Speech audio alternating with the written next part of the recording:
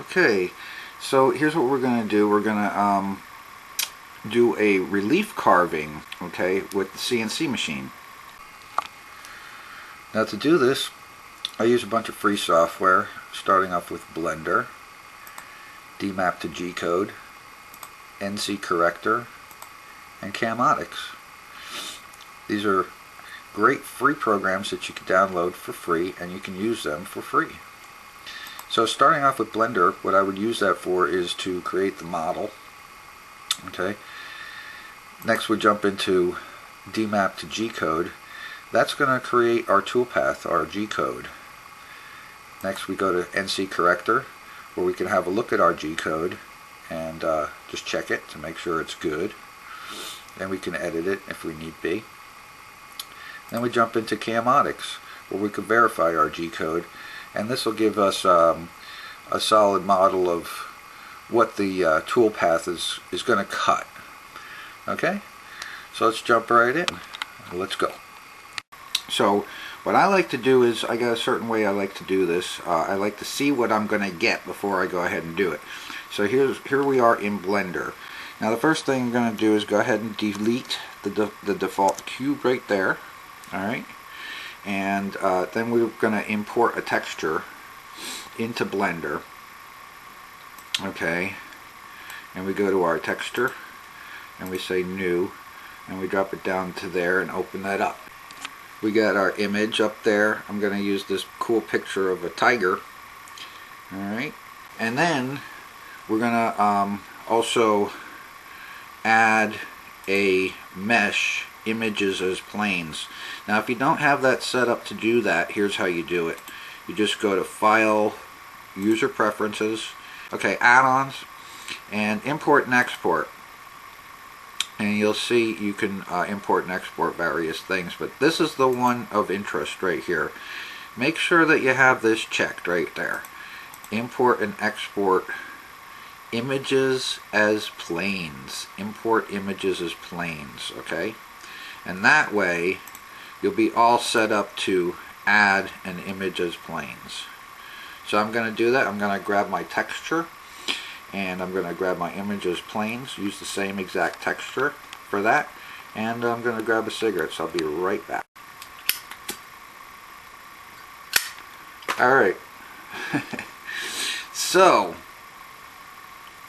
I grabbed the cigarette.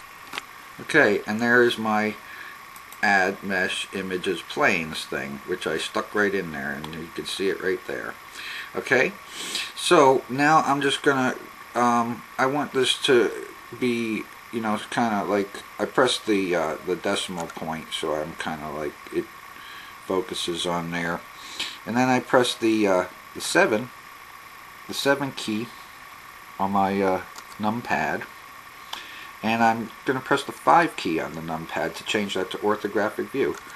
Okay, so I want that in orthographic view because I said so. And here's how we do this. Now you can see now the texture is there. Alright, the moment you import that, if you already have a texture that you added first, and then you add the mesh images planes, you choose the same JPEG. This is a JPEG picture that I download off the internet. Okay, and it's a special kind because it's a depth map. So you can look around, you can search around for these depth maps. I found quite a few pretty cool looking ones. You just Google a depth map. That's what you want. You want a depth map. Okay, it's an image. It's just a JPEG image or a PNG or whatever you can get your hands on out there. Okay, so I'm going to change that back to solid view because we want this to have a third dimension to it. So here's how you do it. You go up here to your little toolbar with the, it looks like a tool. It looks like a little, you know, a wrench or something, okay?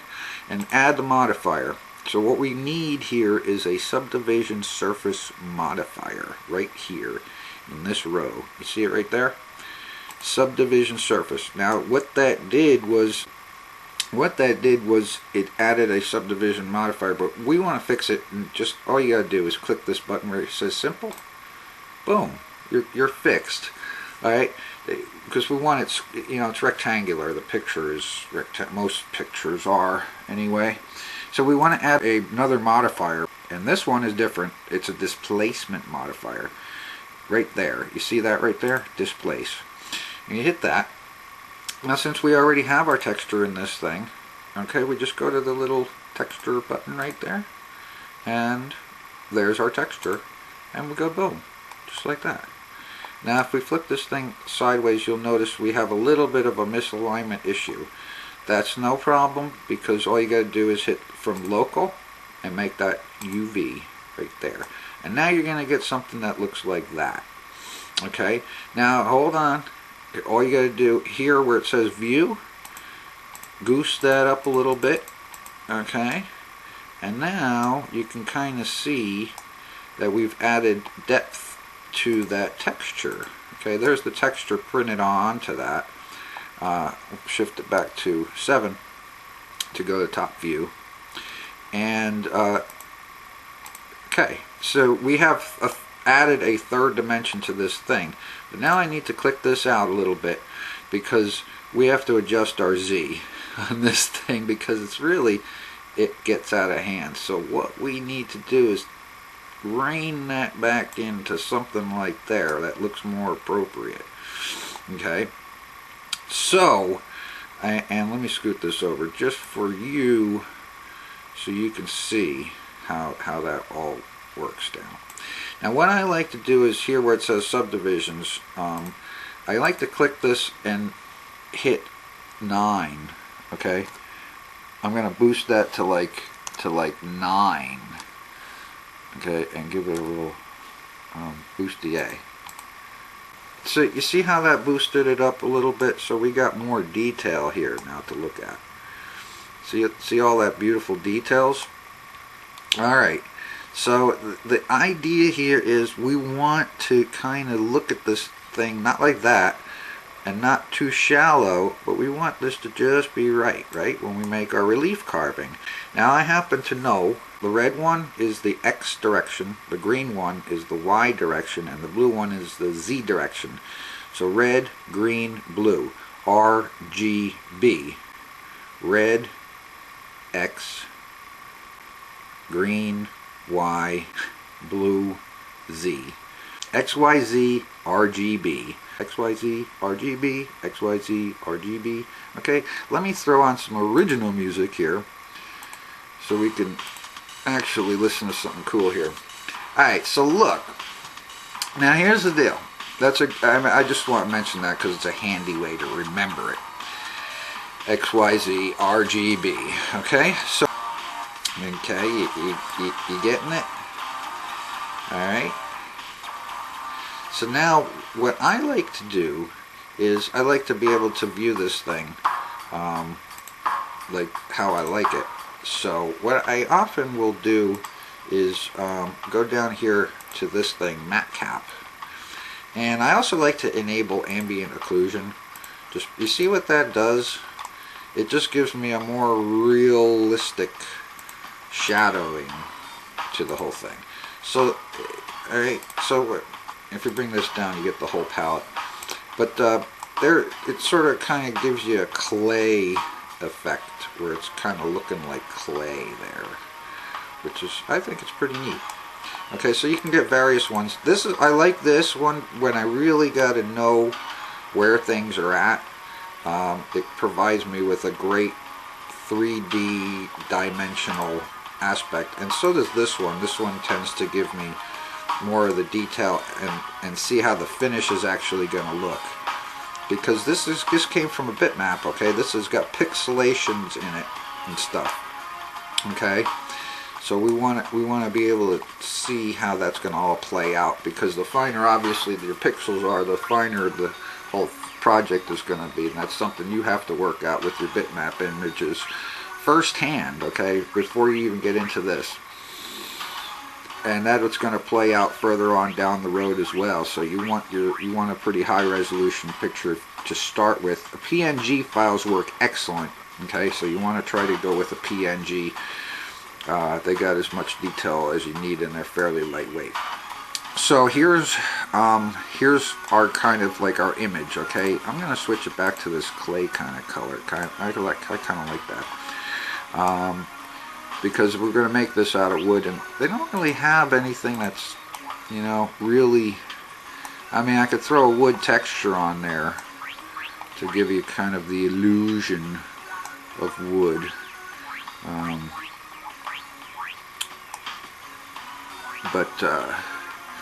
But for the sake of what we're doing right now, we don't need to. We'll do that later if you want. But check this out. So, so how's that look to you? You like that? I kind of like this one actually. All right, whatever. But the idea of this exercise is so I get the proper relief. I want this to have as much relief as what I need it to be. Okay, so I'm going to go back and play around with my Z height a little bit here. And before you do a carving, let me tell you this. Play around with the Z height. Once you have your dimensions, there's difference between scale and your dimensions, okay? Okay, the scale factors and the dimensions, take note of you know, how I did that. Because that's like the critical thing to understand.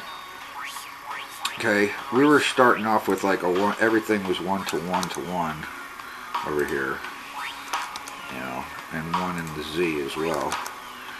And I don't know how that's 1 in the Z, but yeah, that doesn't work. So we gotta trim that way down like that, pull that down, and then as you can see, my dimensions are not correct for my piece of wood that I plan to cut. That would be like a 1 inch by, you know, 0.647, okay, you know, like, I don't know, 5/8 or whatever. But yeah, we want the Y dimension to be 5 inches, okay. And now you see the scale factor changed to 5. It just happened that way. Here, let me change this back to 1. If I went the other way around, because this is where I would get it interesting. If I wanted, I got an odd number on the X dimension, okay, so but if I want that to be 5 inches, now my scale factor over here is 7.73. So here's what I do. 7.73, boom. Okay, and you're back to normal. Your aspect ratio is as the picture should be. Now all you got to do is change your Z and bring that in to how much relief you would like to carve into that thing. Okay, this is the whole exercise. The whole point of Blender doing this is so we know we can play with this Z and get our dimensions right. Once our dimensions are set, okay, our scale factor, and now we know if we're in the X direction, I got 5 inches over here, it's got to be 7.7 inches that way. So this means I can carve this with the grain of the wood going this way. Okay.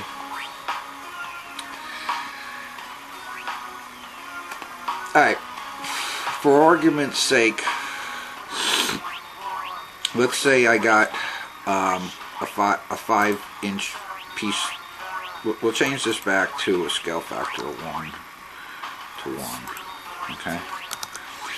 Those two numbers have to be the same, X and Y. Okay. But I got a piece that's 5 inches. Okay. So I'm going to change my scale factor over here to 5. Boom. See how, and it changed my dimension in the X to 3.234.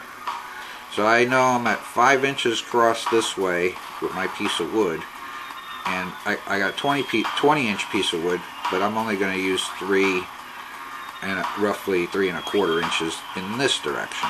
Okay, so that's the whole point of this. Now I got to look at it, and I got to see how much relief do I want coming out of this thing to where it looks good. And I think it looks pretty good, like right around there, you know. But what you want to do, experience has told me that when you carve these things, you don't want to take too shallow of a cut. So I'm going to expand this to the point where it kind of looks a little almost unnatural. So I'm going to drag that out just to that point where it's getting a little chubby. It kind of looks a little okay, like there's too much carving that's happening. When you're looking at the wood, the actual product is going to be different from looking at this model. Okay, that's the point I'm trying to make. And you want to give it just a little bit extra relief than you might think that looks good. Okay, so I mean, it looks pretty good right there, right? And maybe it's just a little bit on the fat side, but I want to go ahead and make that even more on the fat side. Okay.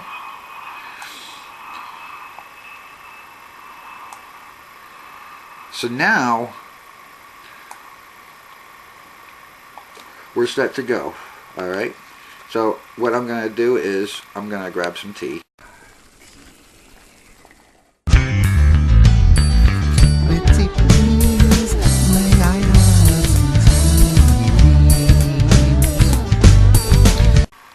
Alright, so real quick recap here. Start with your original Blender file. Delete the cube. Go add, mesh, images as plain. Import. Hit 7. Hit 5. Hit the decimal point. Now I'm going to bring this out just a little bit. Hit the tool button up here. Add modifier. Subdivision surface. Hit simple. Bump that up to like 6. Add another modifier. Displace. Right here where it says texture. Find that image that you brought in. Your depth map image. Bring that in. Here where it says local, hit UV. Bring this out. See that? Ain't right. Slide the Z over on your dimensions right here. Alright, now we gotta dimension this thing, okay? So our scale factor is 1 to 1 in the X and Y, okay? It's always going to be that way. What you want to do is you want to make it, since my wood happens to be 5.5 inches, okay? I finally actually measured the thing. So I'm going to give it a scale factor of 5.5, right? And you'll notice the dimension also updated here as well. Now when I scale the X factor here to 5.5, now you'll notice our aspect ratio is the same as it was. 1 to 1, 5.5 to 5.5. Alright, our Y direct dimension here is 5.5. Our X dimension is going to be just over 3.5. Okay? So now what we got to determine is, the exercise is to determine the Z. We want to see what looks good. So we're going to go back over here to subdivisions where we bumped it up to 6. We're going to bump that up to 9 and hit enter. If you got a super duper fast computer, you can probably bump it up more, but otherwise you're going to crash this program. After that, so we're looking good. The detail is there. Okay, now I'm going to go ahead and get this out of your way so you can see it. We don't really need it right now anyway. So that's looking cool. Actually, I bumped that out so I can play with the Z. This is the exercises. We want to play with the Z here to get this just right. And I'm thinking like 0.4 looks pretty good to me. Okay. That looks a little bit good, just a bit exaggerated. And like I said before, you want it to be a little bit exaggerated when you're cutting the wood, so you can tell what it is. All right. All right. So now, I mean, if we want to give this thing a material, you'll notice it has no material. All right. If I click on material, the only material that's there is that image that we brought in, okay? and that's our depth map image. That we set it as images as planes, and we use it for the displacement modifier.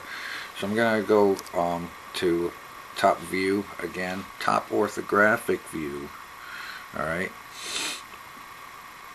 and what I like to do is create a new material. Just hit the plus sign, alright, create new, and this one we don't need it, so I'm going to hit the minus sign on it. Okay, but I'm going to bring in a texture by hitting this texture tab and pressing new, and there you go, and there's your wood grain texture, and that's as simple as that. You know, bang, you got wood. Okay. Okay, so we have our wood in Blender, and easiest way to make this look a little bit more realistic is just this here where it says diffuse from Lambert to open Nayar, and that allows you a slider for the roughness. Okay, you could turn the roughness up a little bit, and here where it says specular from Cook and Tor, just at the blim, and this allows you an IOR function. Turn that all the way down, and then mess with the roughness over here till you get the desired woodiness of the thing. Okay, because you kind of want this to look like wood instead of a nice shiny thing. Anyway, so the next step of this procedure is to create the toolpath. Okay, so I'm using DMAP to G code. So you want to open up your image file that you've been using. Okay, there's my image file, and the important thing to note that this is a depth map image. Okay, now you can make your own depth map image, or you can go ahead and download these. There's a lot to find on the internet, but you need a depth map image to do this. Okay, so this is what I have here, a depth map image. It all starts with this depth map image, so it must be created properly. That's the important thing about this whole procedure, is knowing how to make a depth map image. I can show you how to make a rudimentary sort of style depth map, but if you want to make it properly, sometimes it takes like some special stereoscopic camera equipment and whatnot. But this is the key to this whole thing. It's all in the depth map image, okay? So you can make your own really cool ones, and that's what this is all about. So now, if you remember, okay, getting back to DMAP to G code, assuming that we have a proper depth map, which this one looks pretty good, we will change our image height to 5.5, okay, and you notice that automatically updated the image width right here to 3.556. Okay, so just a little over 3.5 inches in width. So I'm just going to leave these all default on the left hand side. One thing you can to note, in the general settings tab, if you want arcs, you can have this output in arcs. This is set to disable arcs right now, okay? But if your controller for your CNC machine can handle doing helical interpolation, you might want to go ahead and set that to enabled. I just have it set to disabled. It's going to output all lines, okay? Now, this is for the origin. I'm going to set it to mid-center. See how that updated the origin? And you could choose from top, all these different settings for your origin. I'm going to put it at mid-center. What the hey. I mean, it could be anywhere you want to touch your tool off to. Wherever you want to touch your tool off, that's where you want to set your origin to. Right. Over here, we choose our tool diameter. In this case, I have it set to a 1/4 inch ball tool, and you could choose ball, V, or flat. But when you're cutting something like this, you want this to be a ball tool for the most part. Okay, and if you do set it for V, you have the option of setting the angle of the V bit. Okay, obviously there's no angle for flat, but you want that you want to use a ball tool there. It works pretty good like that. Now here's the orientation of your cut. If you're in rows, it's going to cut like this. If you're in columns, it's going to cut the other way. And you can set it to row first, then do the column. Okay, or column first and then do the rows. Or that's basically your machining angle. All right, we're gonna set to rows. It's gonna machine at this angle. Okay, and you could have it the scan direction too is going to change the orientation of your tool path.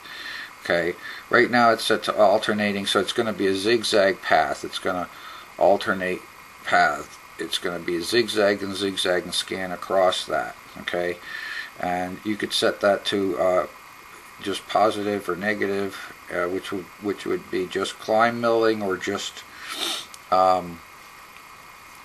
conventional milling. So depending on how you have this set, it's going to be either climb or conventional, and you can have it come up and down a hill, sort of. Okay, but for this purposes, I think alternating works pretty good. And then you want to adjust your feed rate. So this is something you're going to have to calculate for yourself. Using a 1/4 inch ball tool, you can run that pretty fast. Okay, so I'm just gonna. I mean, I've run it a lot faster than this, but I'm just, for the sake of whatever, I'm gonna set it to 40 inches per minute. Okay, and for my plunge, I'll set that to, like, I don't know, 20. Now my step over, this is how it's going to scan. Your step over, right now it's set to like 0.04 of an inch. I'm going to leave it like that because I want to show you an extra feature in this, where you can, in these settings, in the general settings, you can set your offset step over. And if you set it to half step, all you got to do is leave all your settings alone and then regenerate the toolpath in half step, which is pretty nice because then it'll scan between all of your other previous steps that you had done when you set it to none. So you write a toolpath like this, and you can set it to half step, and you can even go 1/4. Alright, so I can either go ahead and run this tool at, like 40 thousandths, or I could go ahead and have it zigzag at the 20 thou, you know what I mean? Or I could run 2 tool paths at 40 and have it at half step on the second program, which is pretty neat. It's a nice feature. Okay, and if you're going to use this program, I suggest you learn it really good. This is a great program. Okay, I'm not kidding you. It's free. You can create these tool paths, and it's great. Now, our Z-Safe, I usually set it to like 0.1. One little niggle about this program: when I push in 0.1, it just gives me 0.1. It doesn't automatically go 0.1, which I wish it did. So, but for the sake of it, I'll just go 0.1. Okay, and you don't have to hit enter, it's just automatically goes there. Now remember, in Blender we decided that our Z looks good at 0.4. So this is the critical thing that we were using Blender for, to figure out what this thing is going to look good at and what kind of Z height for our dimensions of 5.5 inches. That's our stock dimensions. That's how big that's how big my piece of wood is, and this is going to fit nicely inside of that. I'm at 5.5 inches. So for our max cut depth, we want this to be a negative number, so minus 0.4. Okay, so that was the whole exercise in Blender, and now we're going to implement it. This is the number, and this is the number we wanted to figure out in Blender. Okay, that's our stock definition. That's the wood we're working with, and this is our max cut depth, and that's what we figured out in Blender. So that is of supreme importance. Okay, if you didn't learn anything in this whole entire video, that's the one thing you need to learn. Okay, because that's what this is all about.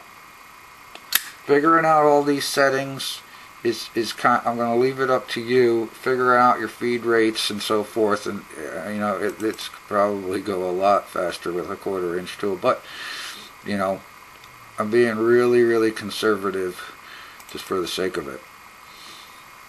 Okay, and if you're, then remember, your spindle speed has something to do with this as well. So if I'm running that tool at you know, 16,000 revolutions per minute, I'm sure that the chip load is going to be well within 40 inches per minute. That's okay. The chip load is probably capable of more like 160 inches per minute. I'm just guessing off the top of my head. But I haven't whipped out a calculator to do it, so I'm just guessing at it. But I mean, I found it runs pretty good at 40 inches per minute, and you can run that down as low as like 8,000 RPM. But I'd probably be comfortable at running at that speed around, I don't know, 12,000 RPM or so at 40 inches per minute. But whatever, you know, this is not, I'm not talking about feed rates here. You got a calculator for that. You can figure that out. There's a lot that goes into that, because manufacturers give different prescriptions for different tools. So you can't just say, well, it's a 1/4 inch ball tool. Yeah, well, you know, it could be made out of carbide, it could be made out of high-speed steel, it could be made out of just about anything. You know what I mean? So you don't know, I don't know what tool you're using. Okay, I like to use the carbide bits, and made for aluminum ones are cheaper to buy than the ones specifically made for wood or plastic or whatever. So I tend to use the cheaper bits because, well, they're cheaper. Alright? And the aluminum cutting bits do work pretty fine. You don't need the coated ones in wood, I don't think, unless it's like pine. You know, pine tends to get a little burned up. But that's it. And you got some roughing settings too. We're not gonna rough, but yeah, that's it. You set this up the way you like it. Now, like I said, if you want arcs, you could do that, but you better make sure that your controller can handle it. Okay, it has to be able to handle helical interpolation to do that properly. Alright, so, and basically that's it. This will create a toolpath that's going to scan over this, and it's going to be 0.4 of an inch.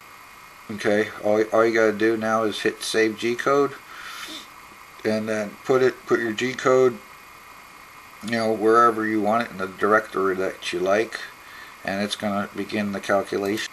So that's it, and that's, as you can see, is going to calculate. So I'm going to go ahead and let that calculate. One thing you got to consider though is do this right, because it does take a while to do these calculations. They're pretty computer intensive. Now the reason why I put a feed rate in here, obviously I don't need one. I could set that at the machine control. Okay, usually you can set the feed rate on the machine itself at the controller. That's if you're running a single feed rate through the whole tool path. Optimally, you would want to vary the feed rate depending on your depth of cut and your width of cut. So you want some kind of dynamic milling to take place, so you can actually adjust the feed rate dynamically in the program, which will control the machine. Now, for your basic hobby machine, okay, you're going to be kind of stuck with what you set it at the controller, or what you set it at in the program. And then there's the issue of how to program this thing, which for this free software, okay, you're kind of stuck with one feed rate. So I just punched a number in there, but the reason why is so that we can get a kind of like an estimate when this thing, oh look, it's done. Okay, so now the next step is we want to go into our other program, so we can view our tool path. Okay, so here we are in NC Corrector, and I just wanted to point out the fact that I did go ahead and write that other tool path in DMAP to G code. So in the general settings, all the settings are the same. All I do is change this. I don't have to save it. Just press close and save the G code. Okay. So when we jump into NC Corrector, what we could do here is, it's pretty neat. You got this little layer thing which you can activate, so you can open up multiple programs, and then you can turn them on and off just with this little light bulb over here. Okay, so let's just take a little walk around this program, and I'll show you how useful it really is. Number one, we set the feed rate in that program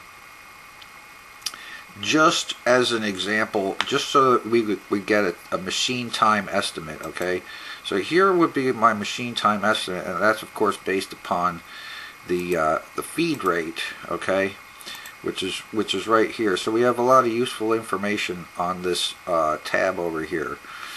We got our feed rate, we got our and our machine time estimate. So here it's showing almost 15 minutes for each of these two operations. Okay, now let me go ahead and activate both of these, so you can, and we'll take a top view of this and zoom right in, and you'll notice if I toggle, oh, by the way, I also did not set the program to cut the perimeter on this, and just want you to be aware that the perimeter is not being cut. So you may or may not want to do that depending on how you use the DMAP to G code program. Okay, it's important that you learn how to use that program before you just go ahead and dive right into it.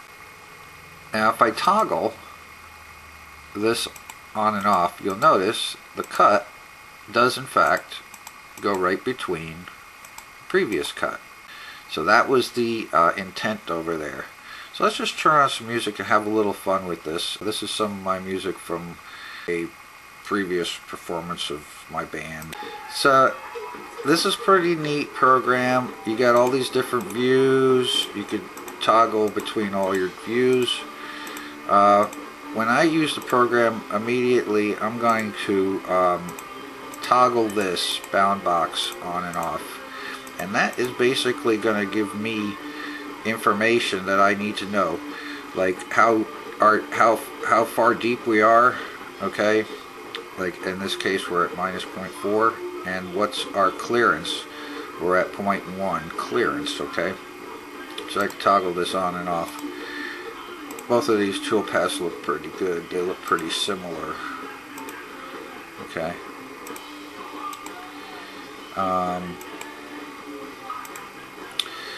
So with this program, you got 4 speeds of operation. You can go ahead and let the program preview.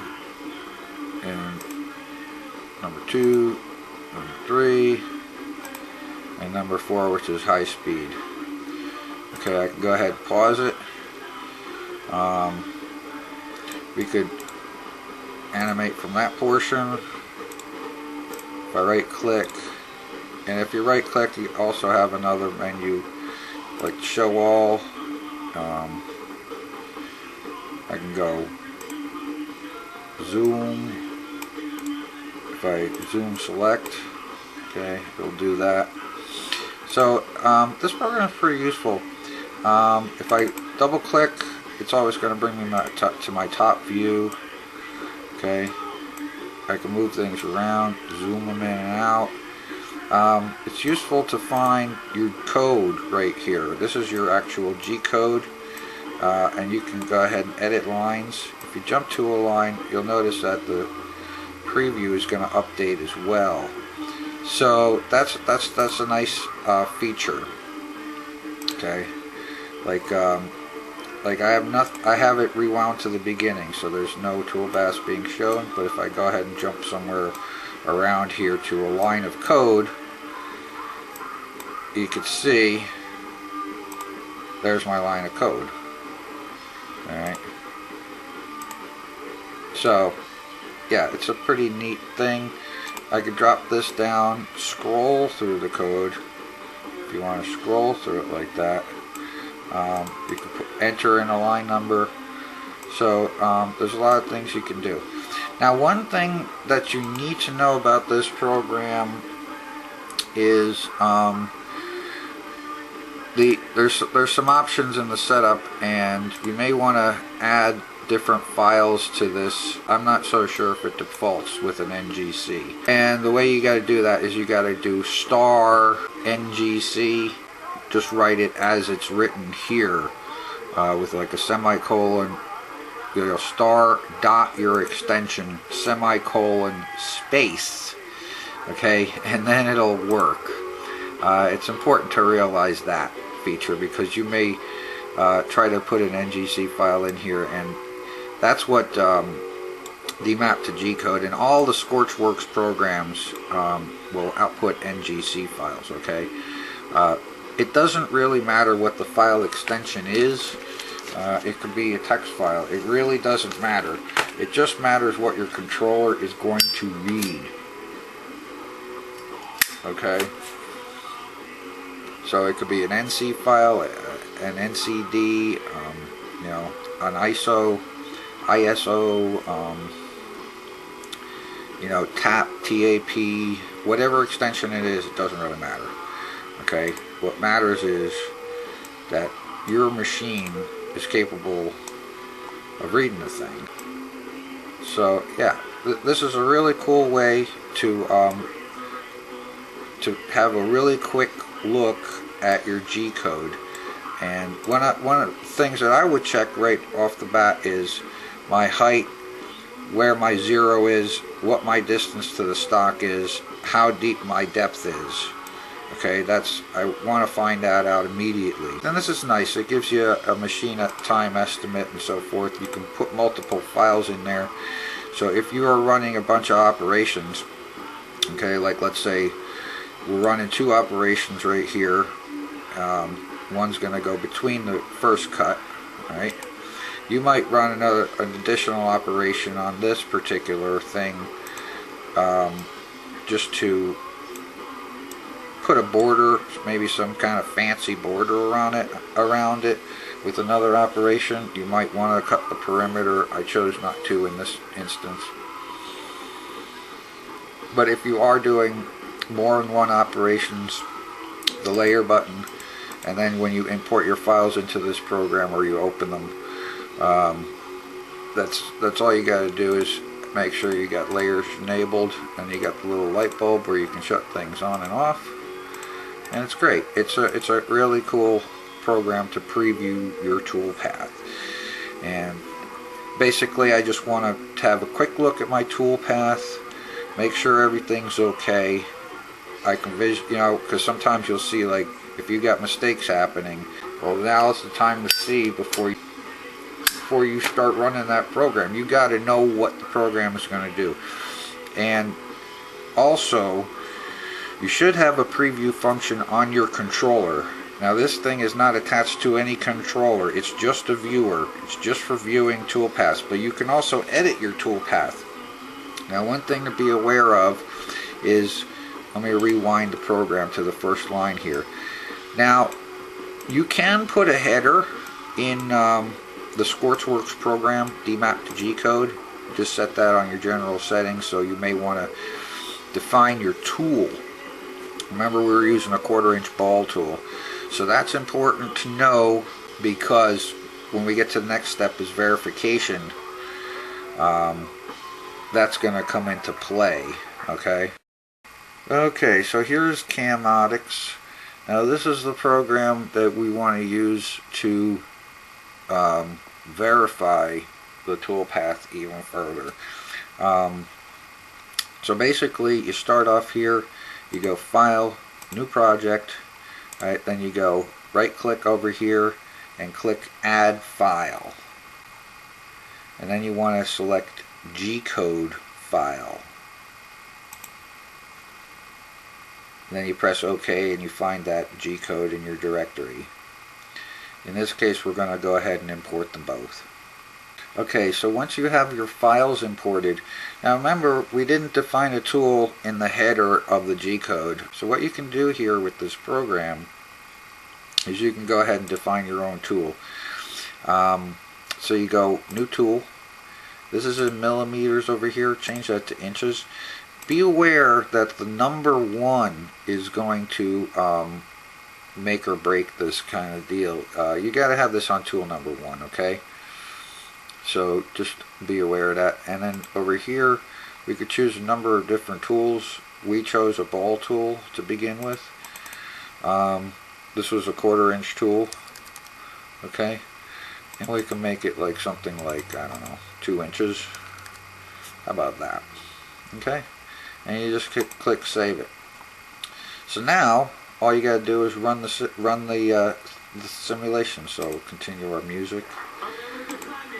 And we're running the simulation. This is a great program. It's pretty quick. And that's what our machined part is going to look like, okay? Alright, now I can go ahead and up the resolution on this thing. And go Edit, Settings, and turn it from medium to very high. Save that, and then redo it. Meanwhile, I'll show you what this toolpath looks. If you hit the play button, it's just going to go ahead and play that toolpath. Okay. And you'll notice, since we have 2 toolpaths, it's going to come back and do the second one. And that second toolpath, as we know, goes right between the first toolpath. Alright. So it's pretty cool. Now you have these controls are a little different. When you press play, this isn't a forward and back. This is to speed or slow down the tool. Most of the time I'm pressing to slow down the thing, because it tends to want to go really fast. Okay, you see it just updated there. But if you want more control over that, you have a scroll wheel, a scroll kind of, and you can use your wheel if you hit that on the bottom of the screen. Okay, so you can sort of scroll through your toolpath.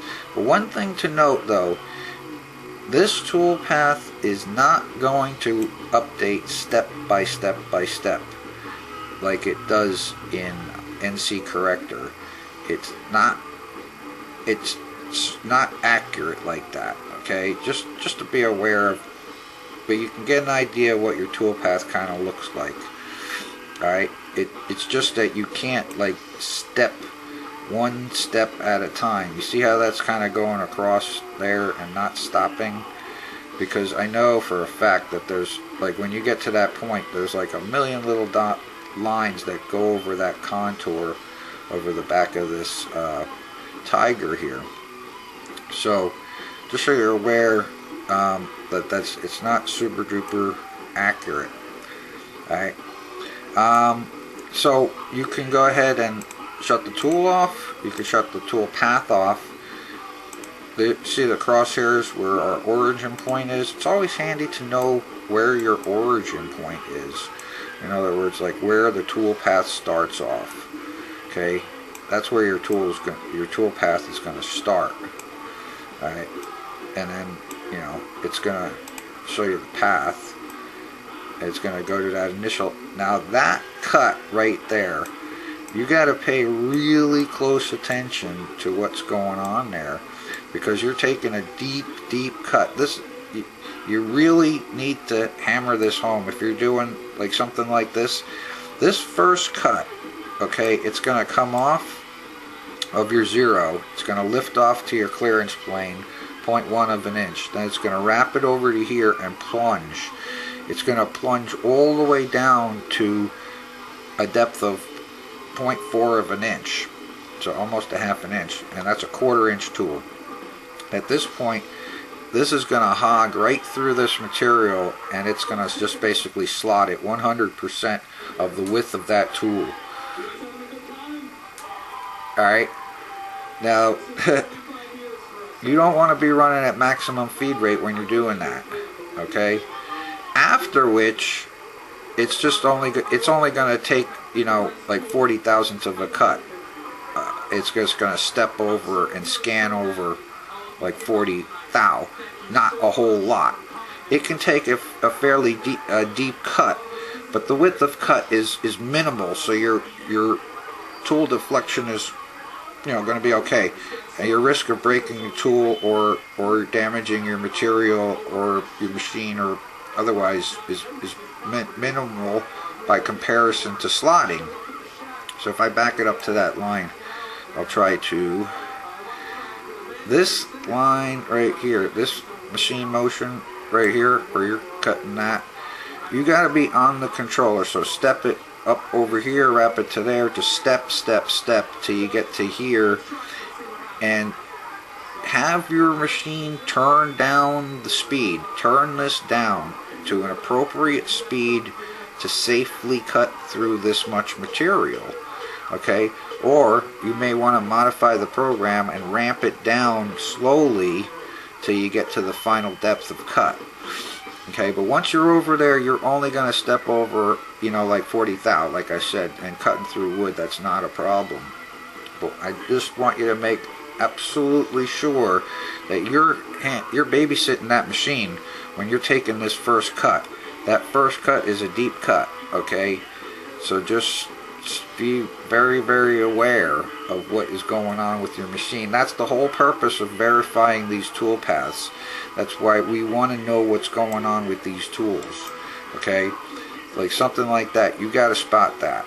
That first cut, you better make sure you know where it's going, okay? So other than that, I mean, this is a really cool program.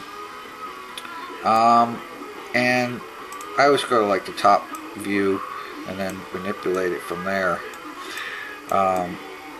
So like I say, you can turn off the tool path, you can turn off the tool, you can turn off the axes. There's the solid, you can turn that off, make it just so that it's like your stock. You can make this a polygon so you can kind of look through it. It's if you're zooming in and you got to be critical in a certain particular area, you want to look through it. You can make it solid. So there's a lot of different ways you can view this thing. So it's pretty neat. And this is the main thing is this achieving the desired effect from when we started off with Blender. we wanted to, you know, see how deep of a Z cut we need to do. Now normally I'll turn this on workpiece automatic, but you can also change it to manual, and it's a little tricky, but I'll leave it to you to figure that out. But like I'm saying, the whole purpose, I just normally leave it on automatic most of the time anyway. The purpose of this program in Camatics is you want to find out, if you zoom in on there, you could see the machining marks, okay? You want to take a look and see if that machine part is going to be anything close, or whether it's with an acceptable tolerance of what you are comfortable with putting up with. Okay, if that's close enough for you, great. Alright, and that's the idea here. So we go from blender, we determine our Z height, then we punch our Z height into the DMAP to G code program. We create our G code. We briefly check our G code with NC Corrector, possibly add some code. Particularly, we could add a couple lines of code to that first initial cut so it steps down or ramps down appropriately till we get to our final depth of cut. We could do a quick edit for that, you know, if you feel that that's necessary. Otherwise, I mean, what I usually do is I'll just, at the controller of the machine when I'm running the part, I'll just slow it way down to take that first cut. And then when it's only stepping over, you know, 40 thou, it's fine. I can speed up the machine, okay, at that point. But that's a good thing that like NC Corrector can be used for, is to edit the code. And you could edit the code here too if you want to. Like you could double click on this, and then you can go ahead and see your code. And if you need to add a few lines of code or take a couple lines out, whatever you need to do there, that's it. You know, you could do that. Okay.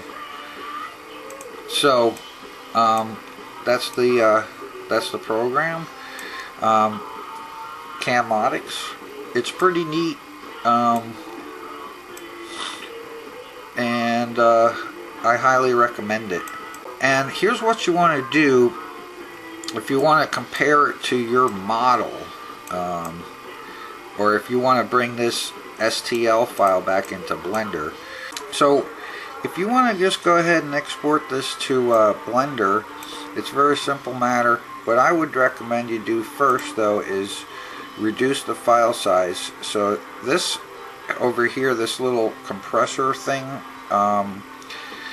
you want to hit that and reduce the file size, and that's going to recompute the polygon mesh so that when you bring it into another program, it's not such a highly dense mesh, but it'll still have as much detail as you need.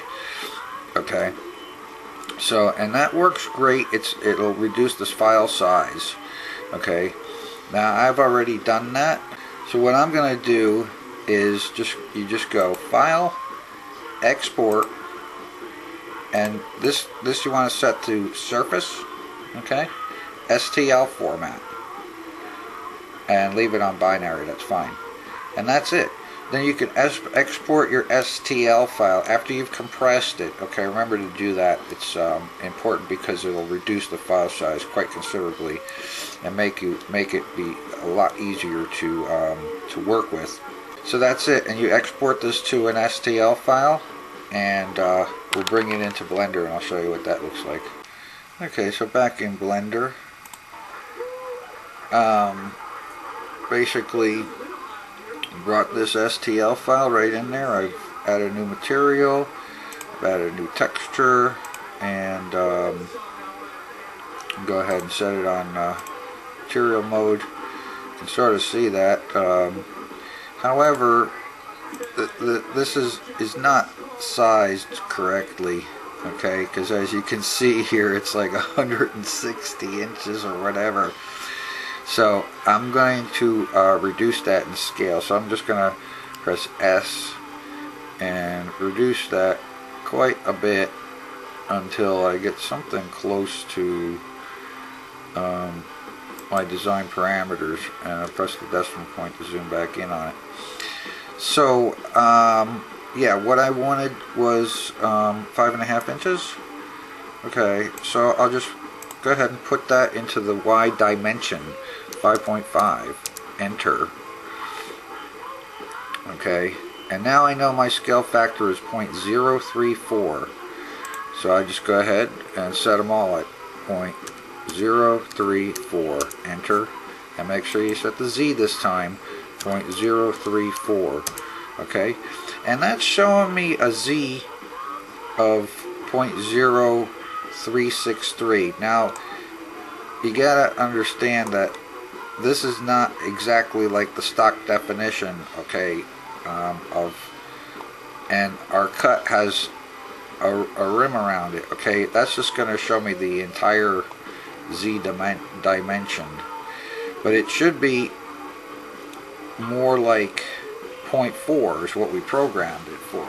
But we know that our cut is 0.4, so we're good. I mean, we've tested that already, so don't worry about it. So now I'm going to go ahead and put the material on there, and there's our material. Now, as you can see, it's not. It just looks like chocolate, but that it's supposed to look like that wood grain, right?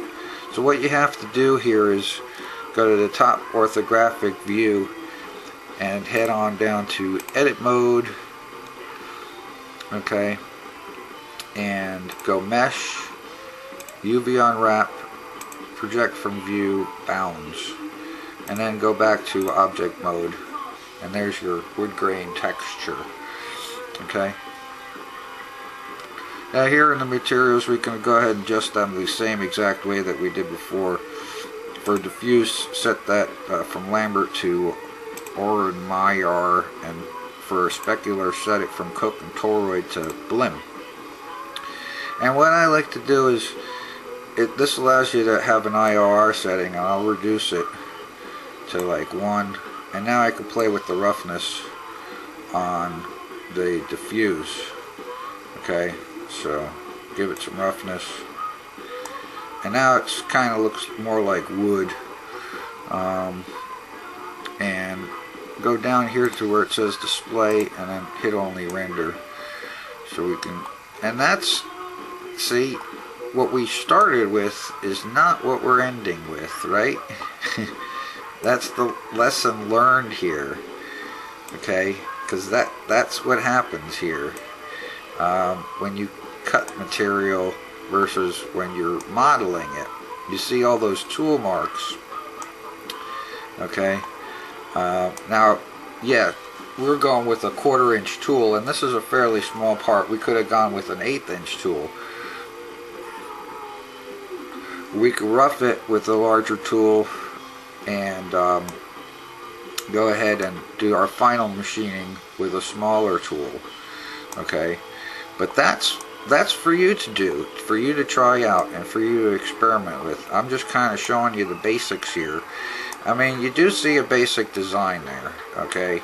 And if you start running things quick, you know, with a smaller bit and less of a step over, you're going to be running into some serious processor time, and it takes time to process these things out. It takes quite a bit of computing power to do these three-dimensional surfaces like this, okay? You need to be aware of that. Alright, and I'm just going to mess around with my shading a little bit. And turn this to sun, and turn the energy of the sun down somewhat. You can mess with the rotation of the sun. That's a pretty neat trick, to mess with the rotation of the Z on the sun, mess with the rotation of the Y on the sun, to bring out some of that shadowing effect, so you can have a look, kinda, see if you're going to be satisfied with the part that's machined to look like that. Now all you got to do is rewind the video to have a look at what the model looked like, and I'll tell you what, it doesn't look like that, right? So this is just kind of a quick introduction to doing these depth maps, and that's the procedure that I go through.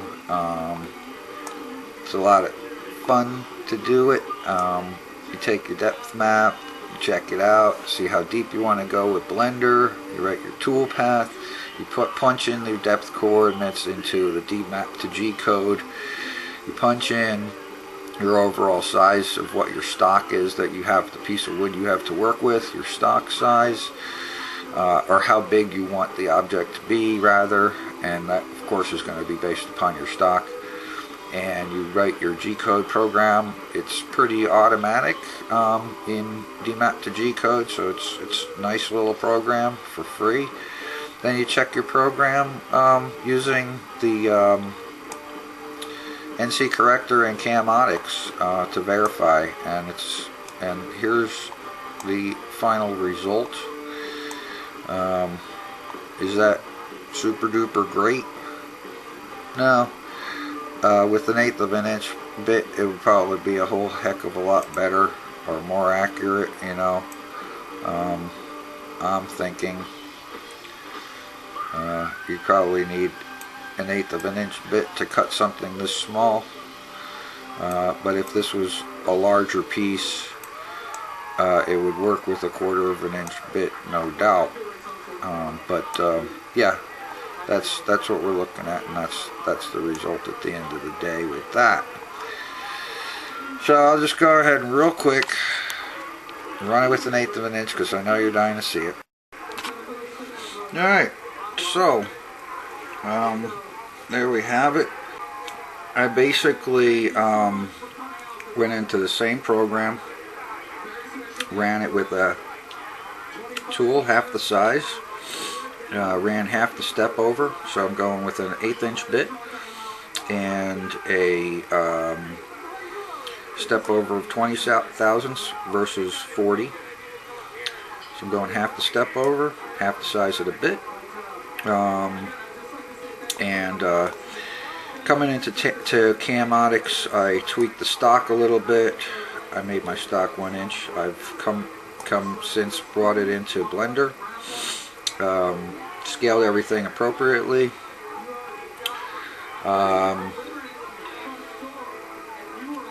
Added a texture to it to resemble some freshly rough cut wood, and you can have a look. There's the tool marks. Okay, this is still left on flat shading. You would want to do that because you want to see what the tool marks are doing to your piece. So yeah, there we have it. You know, one tiger thing. So this is like what you want to do is you want to, you know, find the right combination for an acceptable cut. Alright, we're looking at this in perspective. Let me go ahead and toggle orthographic. Yeah, so I mean, this is working for me with an 1/8 inch tool. It's showing a little bit of tool markings. Yes, this is wood. Probably gonna, well, I'm gonna cut this out of pine, right? So pine is not a big deal to get in there and sand a little bit. Some of these details may be a little bit more difficult to sand, as you can see, but I think a little bit of sanding here with a sanding sponge, slap a coat of stain on that thing, you know, whatever, and you know, call it a day. I mean, I think it came out pretty good. Using an 1/8 inch bit on a piece this big is obviously going to be the way to go. It's a little bit more, sort of like the same thing like pixels, you know, resolution, same same kind of principle with the machine as you step down to a smaller tool. It's like giving it a smaller pixelation. You get more definition, you get more detail. Okay, you just need to know how to use it, where to use it, when to use it. Now, if I ran this toolpath at the same speed, we'll get to the machining operations later, but looks to me like this is a cool little item. The Tiger, right? So if I run an 1/8 inch tool at 40 inches per minute, and I'm running half the resolution I was before, so I'm off the top of my head, I think it's going to take about a half hour to machine this part. Now keep in mind, this is only, 5 inches in this direction, 5.5 inches. Okay, and it's roughly 3.5 in this direction, a little over that. Now, like I said, I did adjust the, I went to manual settings on my stock, and I went to to give it a thickness for the Z-axis on the stock. But that's machined properly off the top. If you were to level that and then start the cut, that would machine down exactly 0.4 of an inch. So you're going, and that's our relief is 0.4 of an inch for this item right here. So if you think that's pretty cool, if you like the music, if you thoroughly enjoyed this, go ahead, show it, show me love. Come on, give me a thumbs up. I got like 1 subscriber in the whole world. You know, show me some love here. Alright, so hope you enjoyed that. This is actually, believe it or not, this is a fairly complicated thing to do these depth maps type of relief carvings. Now, what you need to know is the root of this whole program lies in the depth map itself. Okay, that is the central thing. All this other peripheral stuff, okay, we come in with Blender. I've said it before, okay? We check to size things up. We check how much of a relief cut we need in Blender. And then we go ahead and execute that using the DMAP to G code program. Okay, and then we check everything with check our toolpath and verify our toolpath. It's important to verify the toolpath because, like, you know, we checked it before and we're using a 1/4 inch bit and that didn't come out too good. But this 1/8 inch bit, I think, you know, is going to give the detail, I think, that's going to be okay, you know. Now, what you got to watch when you're cutting wood is these smaller pieces here are, you know, again, the simulation only goes so far. The degradation continues as you continue to machine because these machines are ripping pieces of wood away and sometimes wood chips out. So you gotta watch your chipping, you gotta watch your feed rates. So it's important to dial in the feed rate appropriately for wood. Wood is a tricky material to machine because of the chip out. Okay. So I guess every material, it has its tricks and things that you need to consider. Wood certainly is one of them. But I think that came out pretty darn good. I'm pleased with that. I think an 1/8 inch bit is okay. I can cut that with an 1/8 inch bit and it'll work out pretty good. So I'm satisfied. I'm happy. And yeah, if you want to see more videos, there's some simpler methods and tips and tricks that I use for other machining techniques. This is just one of them. Okay, this is only one thing in you know, a big bag of tricks that I got. So it's fun. It's, you know, this is actually a little bit of quite time consuming to program because of the heavy processing power that it requires. The other stuff that I, you know, if you're interested in seeing, and I'm certainly interested in showing it to you, won't require nearly as much processing power, and you can get things done very quickly. Some really cool stuff that you could do, and I'm gonna try to stick with all free stuff for you folks, because free seems to be the way that things are going. But there's tons of free programs out there, and I have tried a lot of them, and these are like my top picks. So I'm giving you the benefit of having gone through and sifted through, you know, these free programs and finding out which ones work and which ones really kind of don't. Okay, some of them are very difficult to use. Some of them are just not intuitive. This Blender program, for instance, not a very intuitive program to use right off the bat. But let me tell you something. It is well worth learning how to use the Blender program, and I haven't really even scratched the surface of what this thing can do. There is tons, just literally tons of stuff you can do with Blender. It's an awesome program. I use it for video editing, you know, some modeling. This stuff, obviously we're using it for this.